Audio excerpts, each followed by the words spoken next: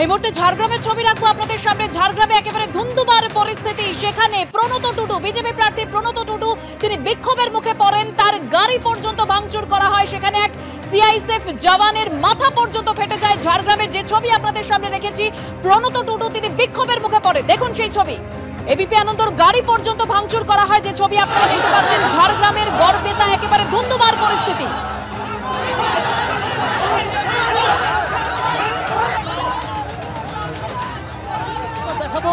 কিভাবে সিআইএসএফ জওয়ানের পরিস্থিতি, তার গা দিয়ে রক্ত বেরোচ্ছে।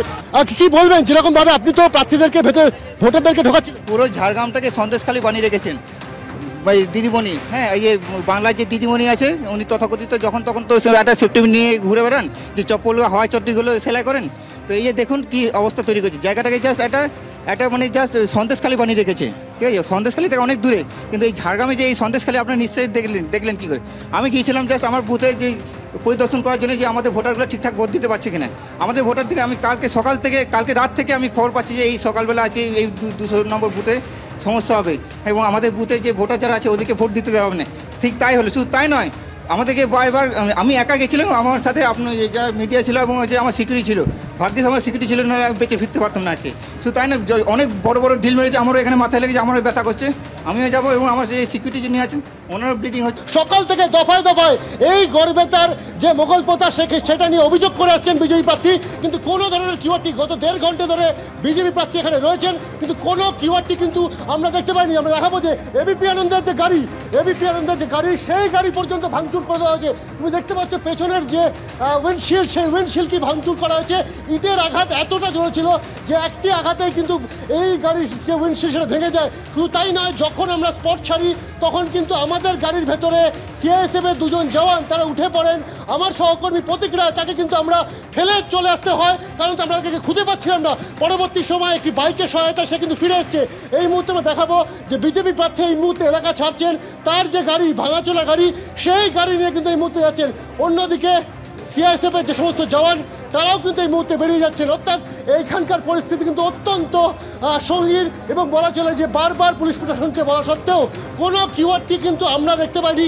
প্রার্থী কিন্তু একাধিকবার তিনি কিন্তু আবেদন করেছেন প্রশাসনের কাছে যে বুথে রিগিং চলছে, যারা ভোটার তারা বিজেপি সমর্থিত ভোটারদেরকে ভোট দিয়ে দেওয়া হচ্ছে না, হুমকি দেওয়া হচ্ছে গতকাল রাত্রির থেকে। কিন্তু তারপর আজকে যখন তিনি নিজে আসেন, এবং আমরা এই মুহূর্তে দেখতে পাচ্ছি পুলিশের অর্থাৎ কিওয়ার্ডটির একটা গাড়ি, কিওয়ার্ডটির গাড়ি ঢুকছে এই মুহূর্তে।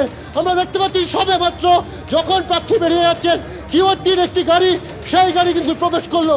অর্থাৎ গত 2 থেকে 2.5 ঘন্টায় প্রথম কিওয়ার্ডটি গাড়ি ঢুকলো এই যে মোগলপোতা এলাকা রয়েছে গড়বেতার, সেখানে 198 এবং 200 নম্বর বুথ, যে বুথে বিজেপির অভিযোগ ছিল যে এখানকার বুথে ভোটারদেরকে ভোট দিয়ে দেওয়া হচ্ছে না। এবং তারপর যখন বিজেপি প্রার্থী নিজে আসেন, ভোটারদের সঙ্গে নিয়ে যান। এমনকি আমাদের ইন্টারভিউ হয়েছে যে একটি প্রথম ভোটার, অর্থাৎ যার 18 বছর হয়েছে, সেই ভোটারকে পর্যন্ত হুমকি দেওয়া হয়েছে সকালবেলায়, ভয়ে সে বাড়ি চলে যায়। এই বিজেপি প্রার্থী আসার পর সে কিন্তু ভোটদান গ্রহণ কেন্দ্র যেটি, সেখানে পৌঁছয়, তারপর তারা ভোট দেয়। যখন এই পরিস্থিতি ছিল, তারপর আচমকা আমরা দেখতে পারি যে বিজেপির প্রার্থী প্রণয় টুডুকে কেন্দ্র করে সেখানে কিন্তু গো ব্যাক স্লোগান উঠতে শুরু করে, এবং তারপর সেই গো ব্যাক স্লোগান ওঠার পর আচমকা পরিস্থিতি হাতের বাইরে চলে যাচ্ছে। প্রণয় টুডু, তার যারা নিরাপত্তারক্ষী ছিলেন তারা কিন্তু এক জায়গায় দাঁড়িয়েছিলেন। এমন সময় আমরা দেখতে পাইনি যে যখন বারবার তিনি প্রশাসনকে ফোন করে কিওয়ার্ডটি বা পুলিশের কথা বলছেন, তখন পর্যন্ত কিন্তু কোনো কিওয়ার্ডটি বা পুলিশ আসেনি। আচমকা হামলা শুরু হয়, এবং গাড়ি ঘোরানোর সুযোগ কেউ পায়নি।